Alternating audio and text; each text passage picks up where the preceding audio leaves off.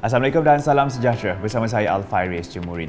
Tinggal beberapa jam saja lagi tahun 2022 akan melabuhkan tirai meninggalkan kita buat selama-lamanya. Sepanjang 365 hari, pelbagai detik suka duka mewarnai sepanjang 2022 yang bakal menjadi lipatan sejarah kepada kita semua.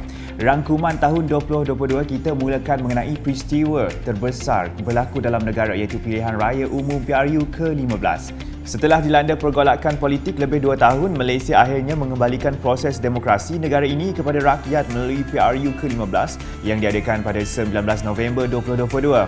PRU kali ini menyaksikan tsunami kebangkitan Parti Pembangkang Pakatan Harapan PH pimpinan Datuk Seri Anwar Ibrahim apabila berjaya memenangi 82 daripada 222 kerusi dipertandingkan. Perikatan Nasional PN pula memenangi 74 kerusi manakala Barisan Nasional BN mengalami kekalahan terburuk dalam sejarah apabila sekadar memenangi 30 kerusi sahaja. Gabungan Parti Sarawak GPS pula berjaya memenangi 23 kerusi, Gabungan Rakyat Sabah GRS dengan 6 kerusi, Warisan 3 kerusi, Bebas 2 kerusi. Parti Kesejahteraan Demokratik Masyarakat KDM dan Parti Bangsa Malaysia PBM masing-masing 1 kerusi.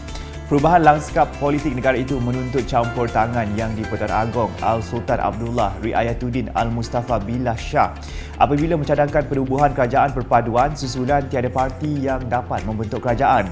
Usul yang di-Pertuan Agong diterima PH, GPS, BN, Warisan dan GRS yang secara kolektif bersetuju bersama membentuk kerajaan perpaduan. Rentetan kejayaan besar itu juga, Datuk Seri Anwar Ibrahim telah dilantik sebagai Perdana Menteri Malaysia ke-10 pada 24 November 2022 selepas mendapat perkenan dari Yang di-Pertuan Agong. Selain menggalas tugas sebagai Perdana Menteri, Datuk Seri Anwar turut memegang peranan sebagai Menteri Keuangan. Kabinet baharu Datuk Seri Anwar turut mencatat sejarah apabila Datuk Seri Fadilah Yusof menjadi rakyat pertama dari Sarawak dan Borneo dilantik sebagai Timbalan Perdana Menteri selain turut memegang jawatan Menteri Peladangan dan Komoditi. Datuk Seri Anwar turut melantik Datuk Zahid Hamidi sebagai Timbalan Perdana Menteri kedua yang juga memegang portfolio Menteri Kemajuan Desa dan Wilayah. Secara keseluruhan, Kabinet Kerajaan Perpaduan menyaksikan pelantikan 28 menteri penuh di mana 5 adalah dari Sarawak. Selain itu, seramai 27 lagi individu dilantik sebagai Timbalan Menteri dengan 6 datang dari Sarawak. Pada 1 Disember 2022, Persidangan Dewan Undangan Negeri Dun Sarawak telah meluluskan Belanjawan Negeri 2023 berjumlah RM10.797 bilion selepas mendapat sokongan majoriti ahli Dewan.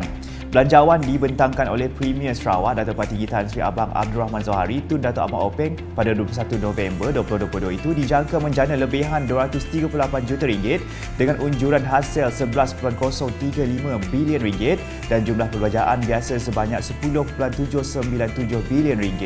Bertemakan Sarawak First, Towards an Inclusive, Prosperous and Harmonious Society atau Sarawak diutamakan ke arah masyarakat inklusif, makmur dan harmoni.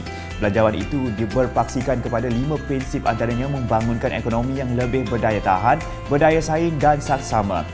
Menurut Premier Sarawak, belanjawan itu bukan sekadar rancangan fiskal untuk 2023 tetapi menjadi asas untuk masa depan Sarawak. Pelan bertanggungjawab dari segi keuangan yang bertujuan menjadikan negeri ini lebih selamat, lebih terjamin, lebih berdaya tahan dan lebih makmur. Persidangan Dun Sarawak pada 22 November lalu turut melakar sejarah baharu apabila RUU Lembaga Dana Kekayaan Berdaulat diluluskan menjadikan negeri ini yang pertama di Malaysia memilikinya.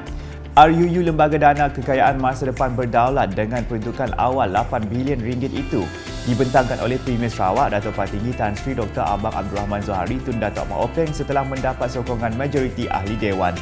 Menurut Datuk Partinggi Abang Zohari, ia adalah dana pelaburan khas yang dimiliki oleh Kerajaan Sarawak untuk mewujudkan pulangan keuangan dan ekonomi yang mampan. Pada 18 Mei 2022, Dun Sarawak juga telah meluluskan RUU Kanun Tanah Pindaan 2022 yang menukar definisi tanah di bawah kanun itu bagi memberi kuasa kerajaan negeri mengawal ruang udara dan segala harta benda di permukaan tanah itu. Kelulusan RUU berkenaan menjadikan Sarawak sebagai negeri pertama mempunyai perundangan bagi membolehkan industri minyak dan gas mematuhi keperluan antarabangsa dalam strategi global untuk mengurangkan pelepasan karbon. Pindaan itu juga membolehkan kerajaan negeri mengawal selia penggunaan tanah, darat dan pesisir di samping dasar laut yang membentuk pentas benua Sarawak untuk pengurusan dan penyimpanan karbon dioksida atau lain gas rumah hijau lain. Kerajaan Sarawak memulakan langkah dalam mentransformasikan pengangkutan awamnya menerusi sistem transit aliran otomasi ART yang mula dibina pada 16 Disember lepas. Premier Sarawak Datuk Partinggi Tan Sri Dr. Abang Abdul Rahman Zohari Tun Datuk Abang Openg semasa melancarkan fasa 1 projek itu berkata sistem pengangkutan yang mesra alam sekitar itu merupakan yang pertama seumpamanya di rantau Asia di mana ia dilengkapi teknologi terkini dan lebih efisien. Projek menelan kos sekitar 6 bilion ringgit itu dijangka mula beroperasi secara komersial pada suku keempat tahun 2025. Pada 7 Disember lepas, Raja Permaisuri Agong Tunku Azizah Aminah Maimunah Iskandariah berkenan berangkat ke Majlis Perasmian Jumaani Pavilion di Jalan Gresik, Kuching. Jumaani Pavilion merupakan hub fashion yang memasarkan produk warisan tempatan dihasilkan oleh anak Sarawak dalam mempromosi kesenian dan kebudayaan. Lawatan itu adalah yang terakhir sempena siri lawatan rasmi selama 4 hari Raja Permaisuri Agong ke Sarawak. Sepanjang berada di Kuching, Raja Permaisuri Agong telah mencemar duli ke bengkel songket penjara Puncak Borneo dan Food Over Fire Festival and Theatre di Kubu Margarita sebelum berkenan melancarkan kampung Heritage Trail Rumah Warisan Tan Sri Dato' Amar Abang Haji Ahmad Urai. Arena sukan tempatan tidak kurang meriahnya dengan beberapa peristiwa berlangsung sepanjang tahun 2022. Tumpuan pasti terarah kepada Sukan Malaysia atau SUKMA yang kembali dianjurkan setelah tertangguh selama 4 tahun ekoran penularan wabak COVID-19. Pada LBC kali ini, Kuala Lumpur dipilih sebagai venue yang berlangsung dari 16 hingga 24 September 2022 dengan mempertandingkan 31 acara sukan. Kontingen Sarawak yang mempertaruhkan 564 atlet berjaya merangkul 32 pingat emas, 43 perak dan 52 gangsa untuk menduduki tempat keempat secara keseluruhan, menyamai pencapaian pada edisi 2018 di Perak. Tambah membanggakan apabila kontingen Sarawak berjaya muncul juara keseluruhan dalam 4 acara sukan iaitu 10 pin bowling, bola tampar, dewan, terjun dan memanah. Sumber kali ini turut menobatkan juara baru iaitu Johor dengan mengumpul 77 emas, 52 perak dan 43 gangsa. Ia diikuti Terengganu di tempat kedua dan wilayah persekutuan Kuala Lumpur di tempat yang ketiga. Sekian laporan untuk rangkuman tahun 2022. Saya Al-Faris Jemurin mewakili warga Buletin UKAS ingin mengucapkan selamat tahun baru 2023 kepada semua rakyat Malaysia dan Sarawak.